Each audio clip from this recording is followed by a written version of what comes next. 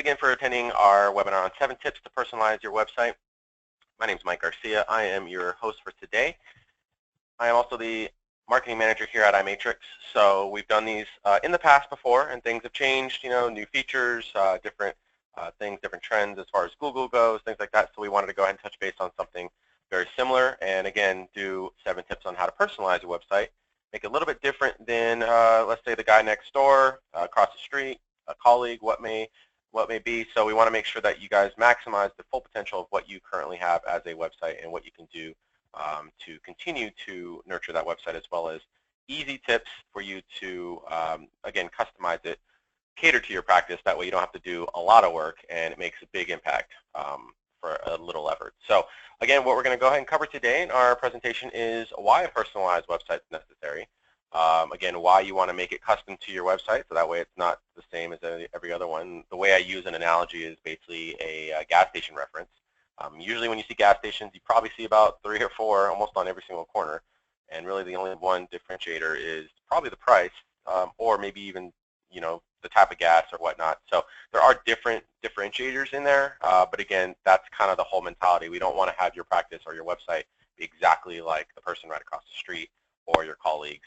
That way you can be very unique, and you can have people want to go to you for that reason. So again, we'll talk about that, as well as some beginner tips, a little bit more advanced tips on what you can do if you want to get to that point.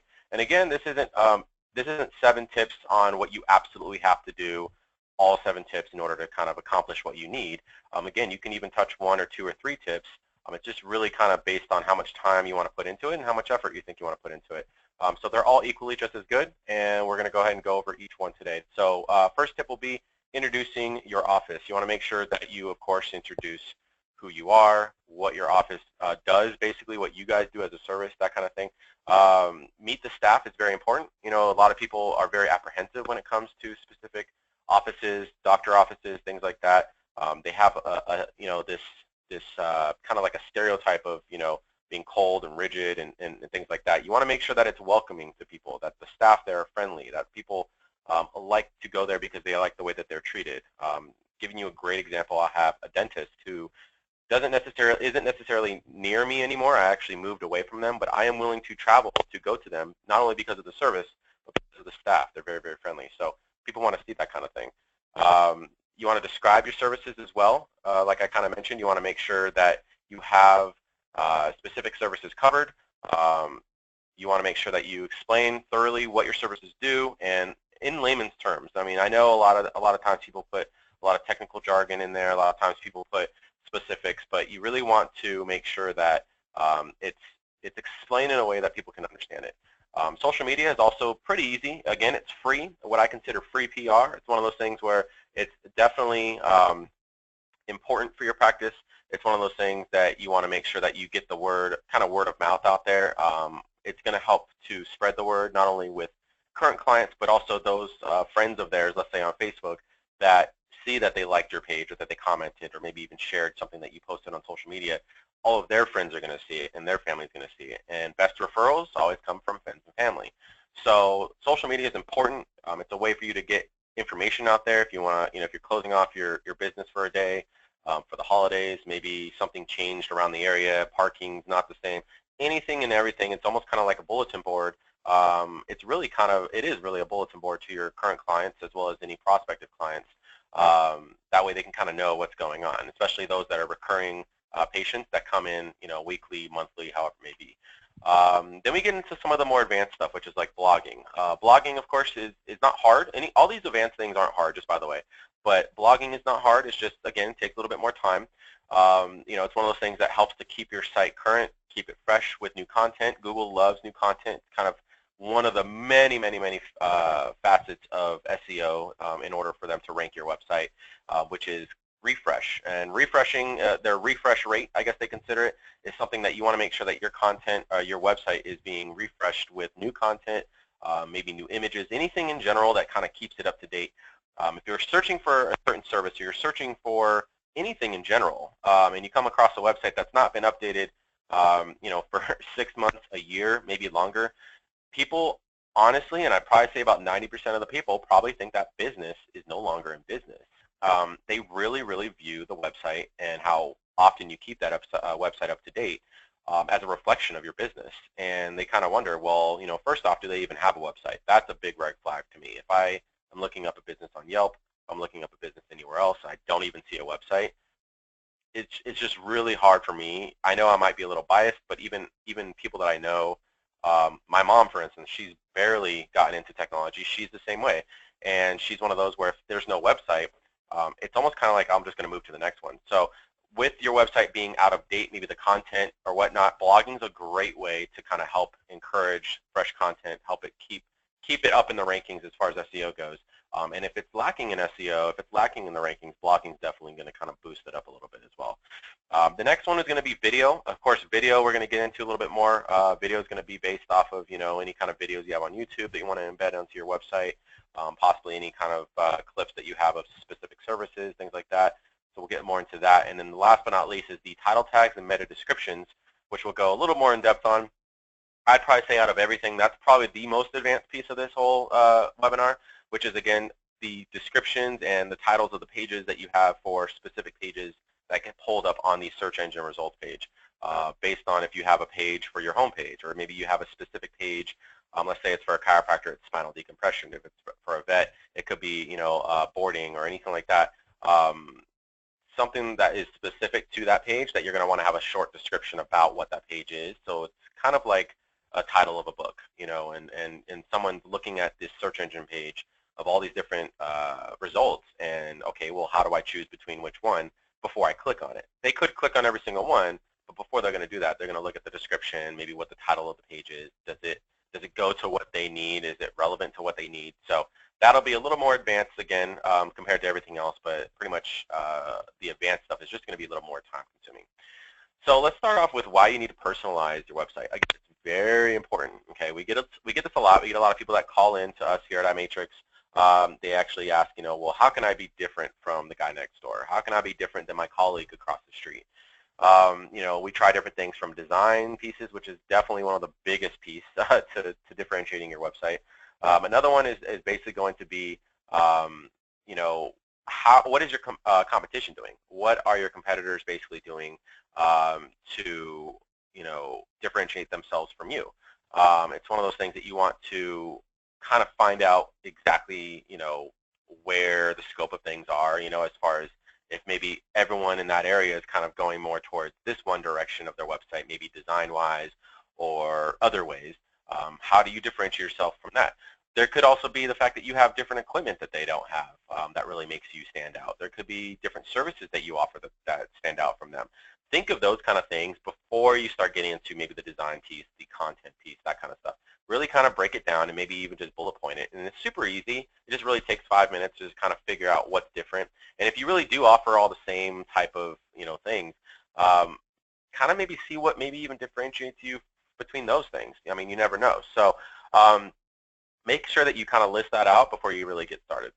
Another piece of it is really positioning yourself as a subject matter expert. Now, I see this a lot, and I can't stress it enough. Do not do this. If this is going to probably hit multiple facets that you absolutely do not want to do. And I know it seems easy, and it might just kind of seem come across even borderline lazy when it comes to the patient's view of it. But do not link to WebMD or Wikipedia or any other website, really. If you have a specific service, and a lot of you might actually think, wow, that's actually bizarre. Why would someone want to do that? It happens a lot. I mean, I'll tell you right now, before I was the marketing manager, I used to actually do account management.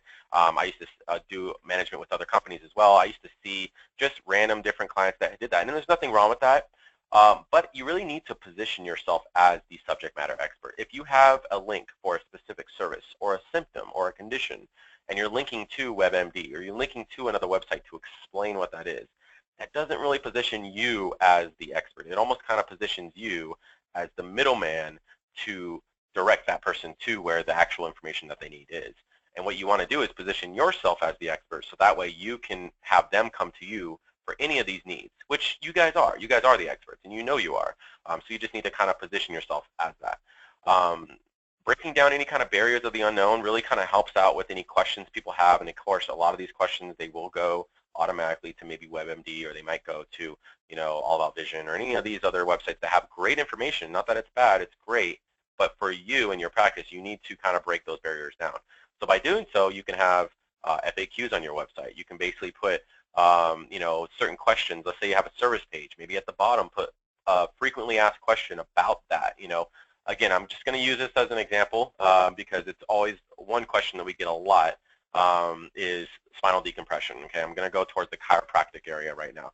So spinal decompression, for instance, if nobody knew what that was, it sounds bizarre. It sounds painful almost, like you're like, oh my gosh, my spine, what's going on? Like I'm just being completely layman terms at it.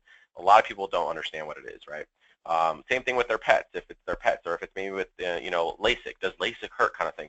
All these different questions that we get all the time for different industries that we're in, and those are perfect questions that you can put on the website. And you can just put the simple question there, right below it, put the simple answer, maybe a short couple sentences if need be, maybe 3 sentences, just something short. And what happens is that actually helps with some of the newer algorithms that Google has implemented, because nowadays people are actually asking questions in Google. They're not necessarily typing in specific keywords. Not to say those keywords aren't beneficial in the content, but people are starting to type more questions out. And where do these questions come from? When they have their smartphone devices, when they talk to Siri, and they ask Siri, hey, where can I find this? Or what does this mean? That kind of thing. Google Now, all these different services, Cortana, whatever service you use, they all end up being questions. And so you want to actually have those questions on your website, whether it's a full page FAQ page that has all these questions on it, or if you have those specific questions on those specific service pages. That helps out with the search engine rankings. That actually lets Google rank you a little bit higher because people are typing those questions in, and if you have that similar commonly asked question on there, it's going to probably rank you a lot higher because it's relevant to it. So you want to make sure and just break all those barriers down for any kind of questions people have, so it really kind of positions yourself as that expert, for that being that subject matter expert. So, and again, what you want to do is maybe form a deeper connection with those prospective clients. Again, a big place that people might have questions for you could be on things like Yelp. Maybe they're submitting emails to you via your website. It could be asking questions on social media as well. So there's all these different ways that people might have questions before they go on as being a client of yours. And you want to make sure not to just kind of give them a quick answer or just quickly be like, hey, come into the office. I'll do a consultation with you. Give them a little bit more than that before they come in. They're not going to just kind of stop what they're doing or take the time to just go to you. Because they're probably shopping around.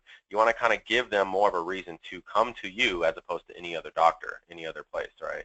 So you want to make sure that you have a little bit more of a deeper connection with those prospective clients, because they could end up being a client for lifetime. They could end up being one of those residual clients that continue to come in, on a weekly, on a monthly, as opposed to just that one-time client. So make sure that you do position yourself that way. The next one is going to be introducing your office. Of course, this is definitely important. One reason, which is very simple, a lot of people kind of put aside, they don't really realize it, is you want to have photos of your office, not only on the inside, but on the outside too. I know when it comes to veterinary, animal hospitals, chiropractic clinics, optometry, offices, those kind of things, a lot of times it might just say, have a big sign next to the street and it just says optometry or chiropractic. It might not even have your business name on there. At least in San Diego, I know there's a lot of them like that here where we're at. So what you want to do is, if you're in a plaza, if you're in kind of an area that, if you think, well, people might not exactly know where I'm at, take a photo, maybe even of the plaza. Take a photo of outside of your office. If you're an office that's basically, somewhere that's easily found, that's fine. Still take a picture of your office, the front of it. That way people can kind of recognize it and they have kind of a frame of reference to use if they're looking for you. And then of course inside the office you want to definitely have pictures and photos of inside the office. Make sure it's clean, make sure that you guys have it vacuumed and windows are cleaned and all this stuff, right? You don't want to take photos having it be professional on your website of your office being messy and whatnot. So make sure all that's good to go. You can have people there if you want. You make sure you kind of get their consent before you put them on your website if that's the case. Or, honestly, a little kind of tip on the side, if you want to do it on a day that maybe you don't have the office open, maybe just have some office employees kind of sit as if they're kind of waiting, just to kind of give people an idea of where the waiting area is. Maybe, if you're doing something where you have like the actual rooms that you're performing everything in. Definitely one of those things where you want to give people an idea, almost like a virtual tour of the office. It's very important. The About Us page is also going to kind of introduce the staff. The staff, again, like I mentioned, is very, very important. You want to make sure that people understand who they're going to, who they're essentially giving their information to, and then also, who they're kind of really trusting their health with. I mean, it's really something that people kind of take for granted. They don't realize that people are very apprehensive when it comes to that kind of stuff, and who treats them and treats their body, and basically kind of who gives them professional advice and help on what they need, because it's their body, it's their temple, essentially. So what you want to do is you want to make sure that you have obviously all the pictures of the office, but again, pictures of the staff, the doctors.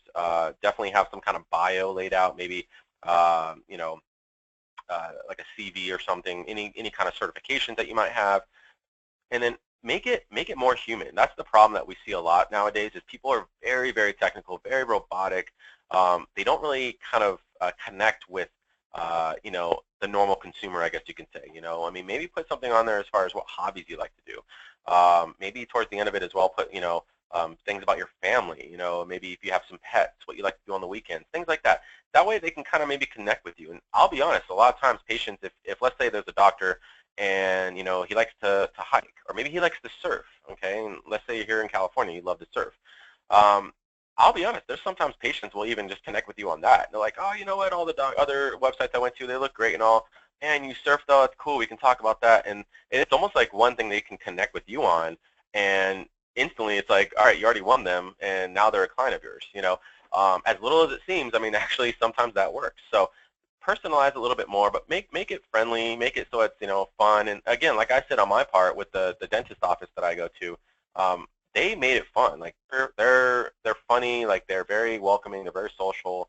I don't feel stiff when I'm there and feel like a number, So just that service, that level of personalization just really kind of made me feel welcome, and it actually eased any anxiety. I know a lot of people get anxiety at the dentist, and especially me, but it really helped out with that. Again, like I mentioned, the photos are a big important piece. You want to make sure that everyone has a photo that is professional. I'm just going to give you a quick example because I actually thought it was really funny. We came across, I'm not going to say what industry or anything like that. Let's just say it's a random client. Okay, let's call it Mike's business or whatever. Okay, and there was lovely photos of all the staff members on the staff page. We had great little bios, great pictures of everyone kind of in their area. And then we came down to one photo. It was the very last photo, actually. And this person, unfortunately, had a photo, but it was of the back of their head. Almost like someone took a picture with their phone in secret and didn't tell them, and just took a picture of the back of their head and put the bio in there. Now, you probably wouldn't want photos like that. You probably definitely want to have, full face, full frontal kind of photos. It doesn't have to be full body. It can be just, shoulders and up or whatnot. But definitely take the time to make sure that the photo is professional to the most point. I mean, you can do it with your cell phone. They're all pretty good quality nowadays. It doesn't have to be professional photos if you don't have them. But make sure that everyone's at least done well, and take it seriously. It's one of those things that people definitely look at over the services. They actually look at the staff, and that's kind of the point that I was making a bit ago. So make sure you have all those things detailed out and described. So the next one's going to be, again, describing the services. Now, along with all the photos and everything else, of course, the services is a big piece of it. What do you guys do? How can you help me? You want to have specific service pages. Okay, you don't want to have this huge mash of every service you have on a single page. Now, people always ask me, okay, well, what do I do with the home page? Because the home page, I want to have, what I offer, because they might not want to go to these specific pages. The home page is going to be kind of like the meat and potatoes, all right? This is going to be one of those pages that basically has, it's like a welcome to your website. It's a welcome to your business. What do I do? What is it that I do here? How is it that I can help you, kind of thing, and why am I the best person for you to go to for this? You want to kind of give some, little highlighted points, maybe even bullet points of things that you offer. You really can even literally put bullet points in there of things that you offer in services. But when it comes to specific service pages, you do want to have a page dedicated to that service. For instance, if I needed to know, if there was a veterinarian out there that handled exotic pets, maybe, maybe I have a bird, and I'm wondering, hey, is there any avian, vets out there? For the most part, they all handle animals, but sometimes there's ones that specifically handle birds, let's just say, or exotics or anything like that. If you had a page specifically on that, I might be more inclined to want to go to your office because I realize, wow, these guys really do know what they're doing with these type of pets. They don't just kind of service all. And you can service all, but you really want to kind of go a little more in depth on how you can service them and what you do for them. And not only that, keep in mind when someone's pulling you up on Google, you can actually be pulled up by multiple pages. It's not just the one website, and that's a lot of things that people misunderstand about Google, or at least SEO, is that you think, oh, well, my website, it just pops up. Not necessarily. Your pages pop up. So let's say there's 10 results on a page, which might soon be 7 here. Who knows? But let's say it's between 7 to 10 pages, right? Or links, I should say. And it's about a specific service or something that someone's typing in, to search for you or for someone. And you pull up. Well, you can pull up from your home page. You can pull up from that service specific page. You can pull up from your contact us page. I mean, you can pull up from a lot of areas. You can even have like a YouTube video pop up that's for your website. And then really out of the 10, maybe you dominate 5 of those listings. And even though maybe let's say you're not on the very top, let's say you're not number 1 or number 2, if you're even number, let's say 3, 4, 5, and 6, let's say you dominate those spots, I guarantee you're probably going to be getting more calls than those number 1 and number 2 spots because you are more relevant in multiple ways than those other 2 spots. So keep that in mind when you're doing certain service pages. And again, you can toss an FAQ on there as well. It really helps with the SEO of that page and really kind of figure out what those commonly asked questions are. That way you can kind of figure out, what's the best way to utilize those on my website. Again, another thing is going to be these testimonials that you get. Written client testimonials are great. Again, I personally, from my experience, would say that I would prefer having them on Yelp, Google+, those kind of things, because those actually do help out somewhat with your search engine optimization, somewhat. I mean, it is a small factor. But having it on your website definitely is great as well. If you collect testimonials, whether it's written through email, through anything, make sure that you at least have it on your website and it's edited. Make sure it doesn't have any typos or whatnot. You probably want to kind of check for that.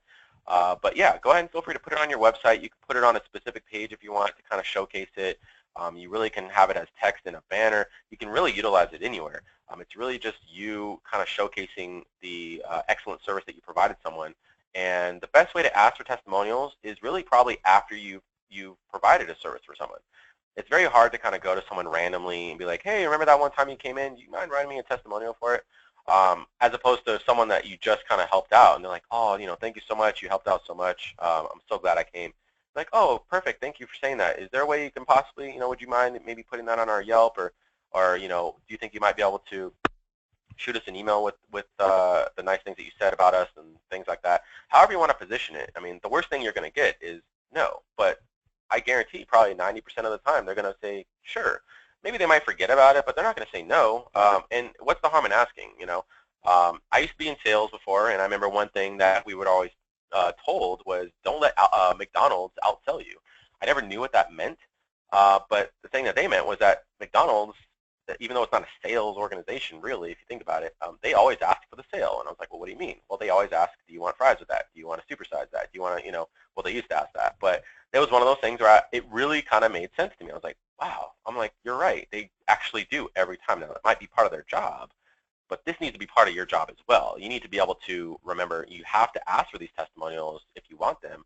Now, if they come in, that's great, but sometimes they won't come in, and you just have to ask, and they're not going to say no. They're not going to get mad at you. And I always figure out the best time to do it is right after maybe they visit you and you adjust them, or you help their vision somehow, or their dog or whatnot, or their pet, because they're going to be in that great service sense of mind. They're going to want to be like, you know what, sure, that sounds great, and they'll probably write you something right there. So keep that in mind when you're asking for testimonials. It's always great if you could do a video testimonial and put it on YouTube. But either way, if you can get any testimonial of any sort, it's going to be positive for your website. And one way you can get testimonials, which is a great segue, is social media. If someone does leave you a nice comment on your social media, you can definitely use that as a testimonial too. But again, it's going to be one of the most direct and accessible ways that you can personalize your website. Make sure on your website you have social media visible and ready. I've seen certain websites where they have social media icons, but it's at the very bottom of the footer, very small icons. It's one of those things where it's like, oh, if they happen to go on my social media, it's there. But you want to have it to where maybe it's either on the top, somewhere in the sidebar, somewhere that's just there, just pops out like bam, hey, I got social media, check me out kind of thing. Because again, like I said, it's free PR. It doesn't cost money. It only really costs a little bit of time. If you're doing it yourself. And I do recommend, posting on these social media sites at least a few times a week. If you can't and you really, really don't have time, I really implore you to do it at least once a week. I mean, it's one of those things where you don't want to keep it, you don't want to get it stagnant. You want to kind of keep it up to date. If you're really not sure what to do, keep in mind you can have different things like a blog post that you have, a specific service page. You can just link to your service page. A little trick so everyone knows, actually, if you are not sure, okay, if you actually have a Google Plus account, which you should, and you have a new page of content, you can post that link from that page into social media, specifically Google Plus. Now, you can do it to Facebook, you can do it to everything, but the reason I'm pointing out Google Plus is because when you do it that way, Google actually will index it possibly even faster than if you were to do it any other way, or just having Google, or just waiting for Google to do it on your own. Now, there's ways of doing it on the back end. You can go through Google Webmaster Tools. You can submit things that way. You can do it other ways as well. But from what I've heard, that it actually possibly goes a little bit faster if you actually post it through Google Plus, because it's obviously Google, and it actually somewhat kind of helps it get indexed a little bit faster. And by indexed, basically, it's kind of like a library. So it's just really when the Google bots go around, they kind of scan your website, read for anything new or upcoming or refreshed or whatever, and then they basically throw it back into the vault of their overall algorithm to calculate where they need to position you next. So keep that in mind. If you aren't sure what to post, feel free to post, specific services. If you have a special offer on a certain service, post that there, and then put in the text, hey guys, we have an offer this weekend only, or expires at the end of this month for this, and then they can go directly to your page from that link. So going from Facebook or Google Plus directly to that page, and then basically have it go to your website, and then from there you'll have some kind of call to action, maybe a coupon, request an appointment, things like that. So make sure that you have it directly accessible to people, because that's one of the things I've noticed is social media isn't used as much as we would want it to be sometimes. If you're using it, that's awesome. Just keep in mind, try to keep it updated here and there as much as you can, and you should be good. Now, getting into a little bit more advanced stuff here is we're going to be talking a little bit more about the content and different things like meta tags and things like that. So again, it's not hard. It's just a little bit more time consuming. But blogging, again, is one of those things where if you're not sure what to do with blogs, I'm not a writer, I'm a doctor, I don't know what to do with when it comes to this stuff, help me out. Well, think of it this way, and this is the easiest way I kind of explain it to doctors, is if I was going to your office, right, and I'm asking you about things, like I've actually gone to my ophthalmologist a bunch of times recently, chiropractor, veterinarian, whoever it may be, right? It's one of those things where when you ask the doctor a question, or from a client side of it, from a patient side of it, when I ask the doctor a question, I have a lot of questions. I've never once ever seen a doctor say, I don't know. I mean, that's obviously why you guys are in the profession that you're in. You guys know everything about it, So it's easy for you to kind of explain it in the office. I guarantee every single one of you it's just like the back of your hand. You guys could just easily come up with an answer, talk about it, this, and that.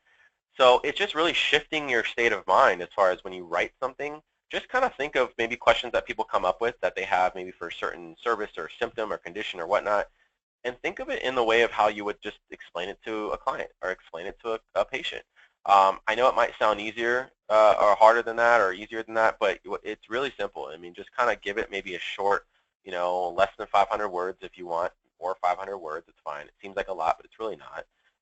Into a page, maybe throw a little image in there, and boom, you're done with a blog.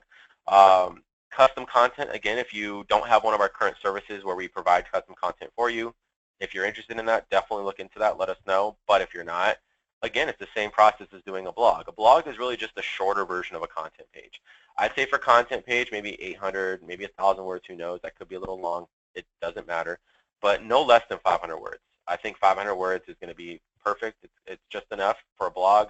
It's just a little light side as far as a content page goes, but again, don't go any less than that. And really just kind of explain the service, explain, what you guys do, for that service, as if you were explaining it to someone right there in your office. If you want to go a little deeper into that, you can kind of go into these little segments. of things. You know, if you provide massage therapy, or you provide acupuncture, or maybe you provide, you know, grooming for pets, that kind of thing. Different ways you can segment into even further things. I'll use, for example, just coming off the top of my head, if you have car accident injury, right, you do car accident injury treatments. Well, you can have one page about that. Then you can delve even further into whiplash and, you know, shoulder pain, back pain, anything like that. You can segment into different segments and have particular content pages just based on those. Again, the more content you have, Google loves it. They will rank you a lot higher for having more relevant content to what people are looking for. And again, show a softer side, like I was mentioning with the bios. You know, you want to make sure that when you are blogging about something, again, you do not, absolutely do not, I cannot stress this even more. Don't blog about certain personal things, okay? If you have certain views, let's say on the upcoming election, for instance, okay? Nothing political, nothing religious. Unfortunately, you know, let's say it's football season and your team's winning. No one probably cares about football season. If they do care about it, that's great. If they can connect with you on it, that's fine. But you just can't assume everyone is going to be all about it. So you don't want to waste their time reading about, you know, why a certain team is doing great this year, or what your thoughts are on it. Keep it still engaged with the business, okay? But maybe have it to where it's not so super technical like I was mentioning. Maybe have it be a little more softer to where, you know, you can kind of just be a little fun with it, you know? I mean, and keep in mind, people love that. People love doctor's offices. They love being a patient where they can feel comfortable. They can feel almost like it's family, like it's friends, like it's like, oh yeah, hey, how's it going, you know? And they're talking with you about different things and, you know, different topics and whatnot. So keep that in mind when you're doing blogs as well. You want to keep it less technical, have a little more of a softer side on it. Oh, jump the gun here. Videos. All right, so video is going to be the next topic in regards to advanced techniques and tips. Again, like I mentioned, if you have a office video, that's perfect. That's great. If you don't, again, cell phones are really good nowadays. I mean, I hate to say it, but a lot of cell phones tend to be a little better than some of these cameras that are out there. You don't need to be a professional cinematographer or anything. This isn't Spielberg. We're not looking to win, you know, any Academy Awards or anything like that. But you want to make sure that, again, I can't stress this enough. If you have an iPhone, please turn it sideways. That's one thing I see all the time. People's screens are horizontal. They're landscape. Okay, even if someone's viewing it from a portrait standpoint, which is basically the long way of doing it, that's fine, but majority of people don't. If you're going to have an office video and you're going to put it on YouTube, if you've ever seen a YouTube video of someone that has an iPhone video posted, it just looks really bad. It's just very awkward. There's big blocks of black on the sides of it because it's not a full-length video. It's not sized correctly. If you're going to use your phone, turn it sideways. I guarantee it's going to look a lot better.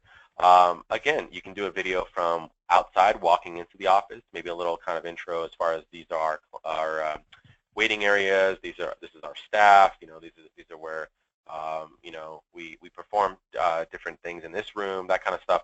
So it's one of those things where you want to do kind of like a virtual office tour if you want to do something like that. Or you can just have it to where you're talking about what you guys do and what you guys provide. That's perfectly fine too. Keep it within a minute and a half or so. I wouldn't make it very long. This isn't a marathon. People are going to be on there quick. They want to know quickly what you guys do. But keep in mind that it does create a sticky factor on your website. Google does look at how long you do stay on a specific page of a website or just a site in general.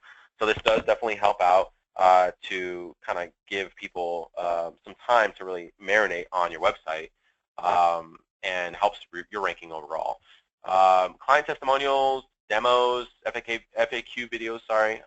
Again, all those things I mentioned before, you can turn them into videos.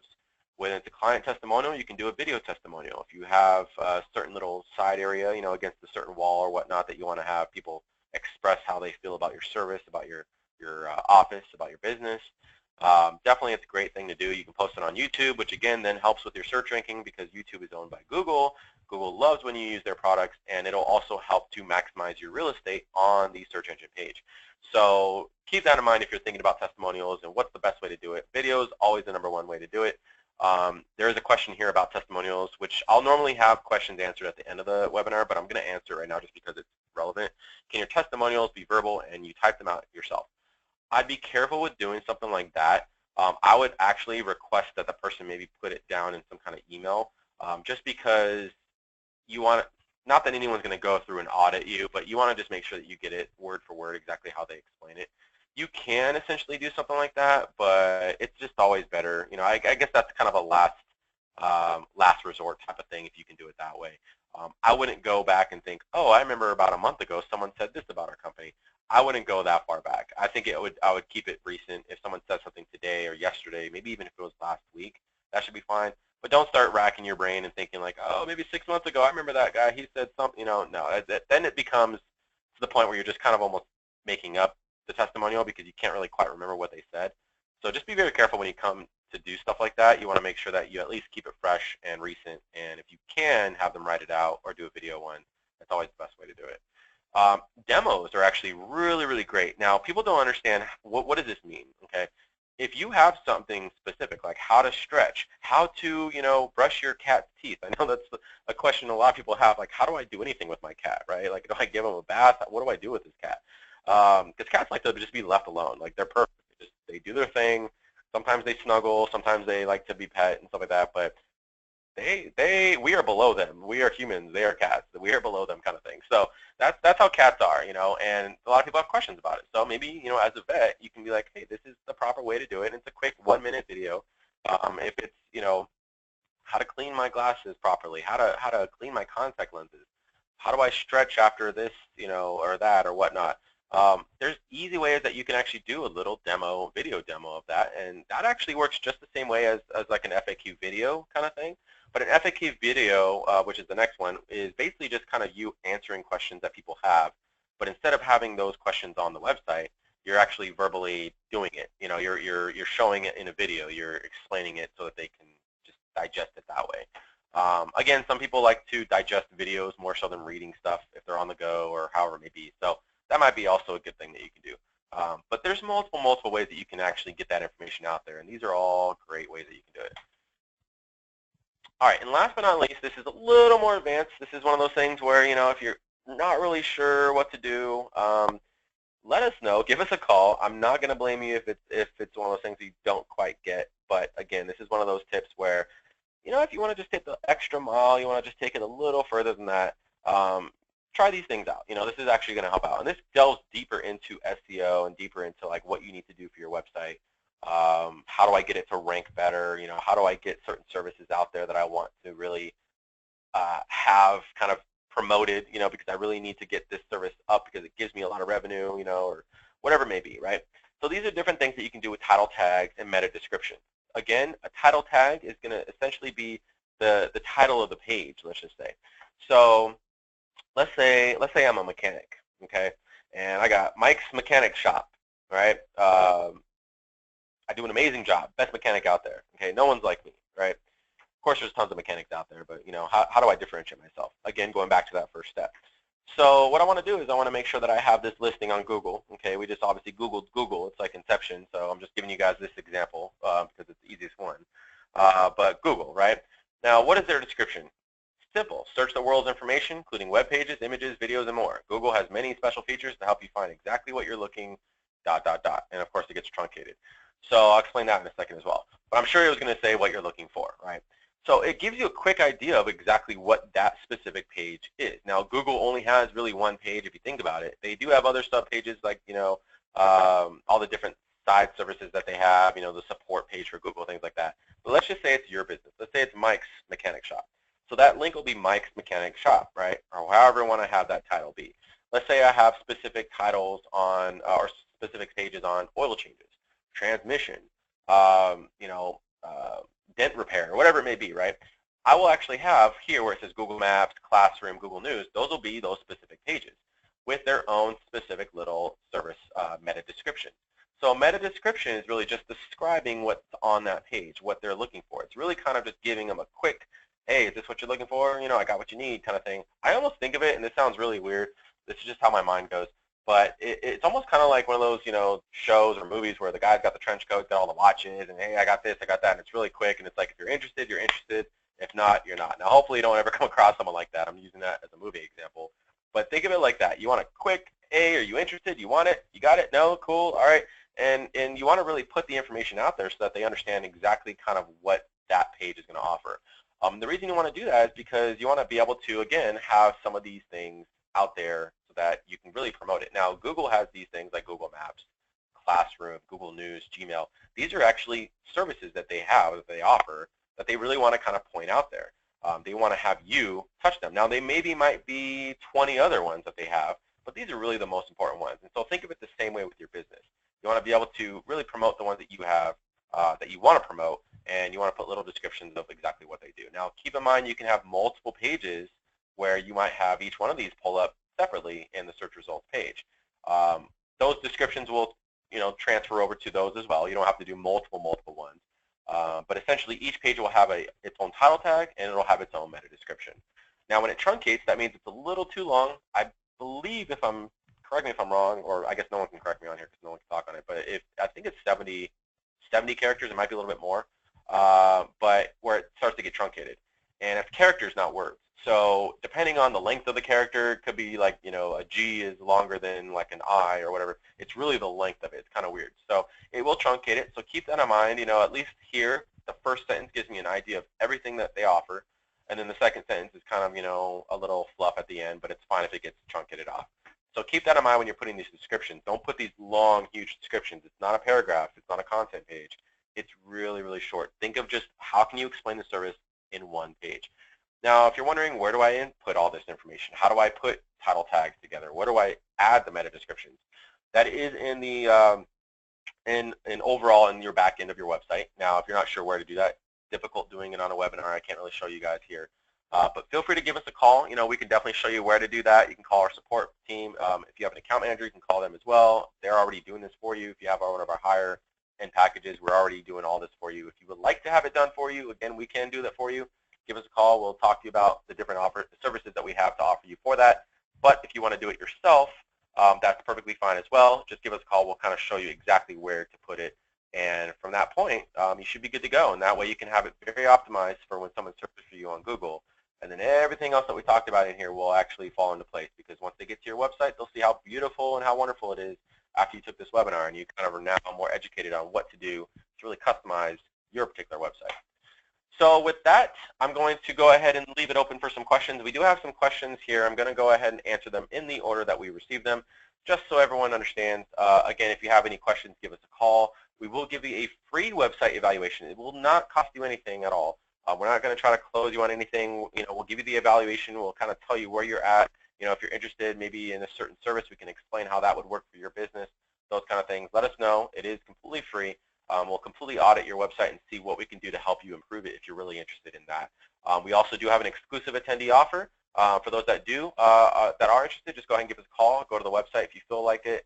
We'll go ahead and help you out there. And then also for those that have attended and registered, we'll be sending out a link, or at least an email, with a video that's going to be on our YouTube channel here in a couple days, probably maybe in a day. But of this webinar, and we'll also include the actual slide deck, so that way you guys will have this slide deck that I presented. So again, thank you for attending this webinar. We really appreciate it. We hope to see you guys on our next webinar. We do these every month. We do a few every month, so stay tuned on those.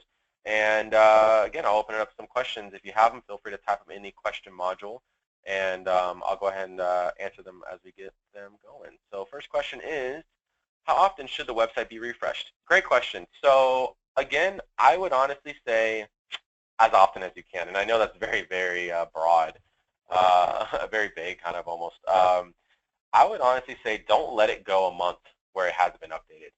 I can't really tell you how often, because I would tell you update it every week, every other day. I mean, depending. I'm not saying completely rehaul your website. I'm just saying, let's say you have a blog. You can easily blog once a week. That's not a problem. And to keep it updated, that's perfectly fine. I would say don't go longer than a month without updating it. So however you want to do it within that month time frame, feel free to do it based on your time schedule, what you have available.